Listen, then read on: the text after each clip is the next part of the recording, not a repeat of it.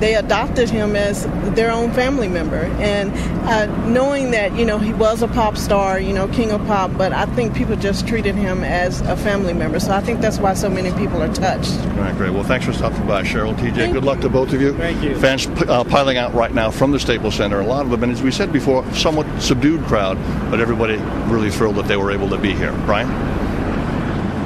Our thanks to them as well, and to you, Mike Taibbi, who's out here just behind us. The sea of people, a great sea of people coming out of this arena inside. We tried to get there. We can get there now. NBC's Lee Cowan, who was inside for all of it. Lee? Brian, I think folks are just starting to file out now. You might be able to see behind me. The only thing left now on the stage is just a single mic with a spotlight on it all by itself on the stage. I think what was really struck the people here is sort of the roller coaster of emotions that this crowd went through. I mean, sometimes they were on their feet, they were clapping, they were singing along with the music, and then just a few moments later would be back in their chairs in a moment of silence, and then a couple moments after that they'd be laughing. I think that that moment with Magic Johnson talking about the Kentucky Fried Chicken and how much Michael Jackson loved that for dinner came at the perfect time, because it was a tough couple of moments there, and that hit the perfect note. I think the other thing really is as Josh alluded to, the fact that this all came off so quickly, and apparently it seems without any hitch. I mean, this was certainly not a rudimentary production. There was a lot going into this, and the fact that they pulled it all together so quickly and it came off the way it did, I think really is a testament to the promoters here and also to the Jackson family in the midst of everything else that they had going on. To be able to pull this kind of public memorial together is really a testament to them. Brian? Lee Cowan inside the Staples Center here in Los Angeles. And Lester, it was such an interesting point that Josh Mankiewicz raised. This had to just work. And it did. In the eyes of most watching, it was a dignified, well-organized show. Absolutely. And there wasn't a lot of big production here. It was people speaking from their heart and singing from their heart. But, we've talked about what happened in there. To me, what I'll remember perhaps most of this day is not just that, but watching people with their hands up in the air in New York City, in London, swaying to We Are the World, a song that Michael Jackson wrote with Lionel Richie. And you multiply that across what might have been happening in the 36 theaters around the country, other parts of the world where people were united in this moment to celebrate one life. There are very few people who will walk across this earth who will have that power, that magnetism, and draw that many people together.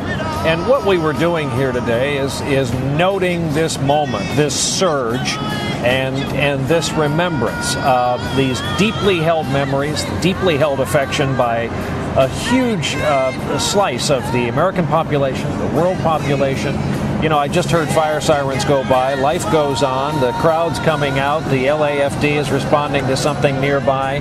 Do you think as time passes, days, weeks, months, years, the look back at Michael Jackson fuzzes up the bad a little bit, becomes more affectionate, more about his music, less about all the freakish things, the physical appearance, the personal behavior we all know well? Sure it does, because I think the tabloid nature of this story, that part has it has a limit. It will end, but the music goes on. Before Michael Jackson died, you go to a bar mitzvah, a wedding, any kind of party, and before long there comes a Michael Jackson record on. That's not going to stop, and that's what we'll remember. I think, the other things don't go away, but the coverage will settle down and the music less.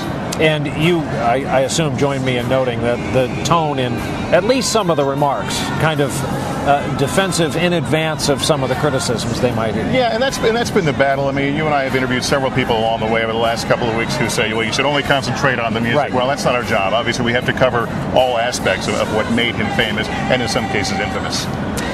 Well, that's going to do it for our coverage here at the Staples Center in Los Angeles. We will have a full wrap-up of this, of course, and the other day's news tonight on NBC Nightly News from our Los Angeles bureau. Continuing coverage now goes on MSNBC on cable and MSNBC.com, where you can share your thoughts, continue to, about what we've witnessed here today.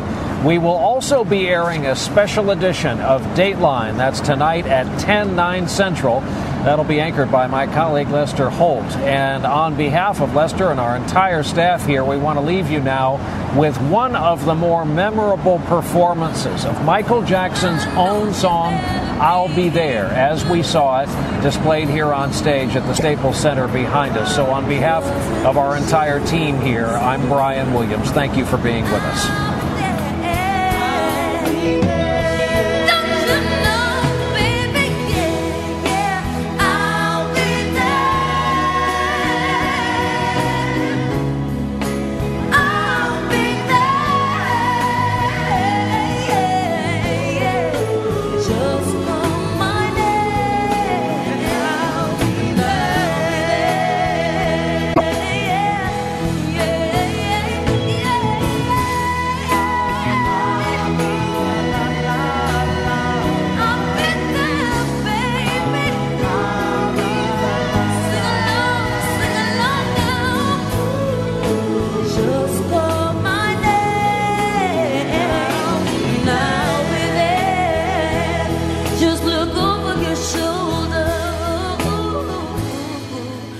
Just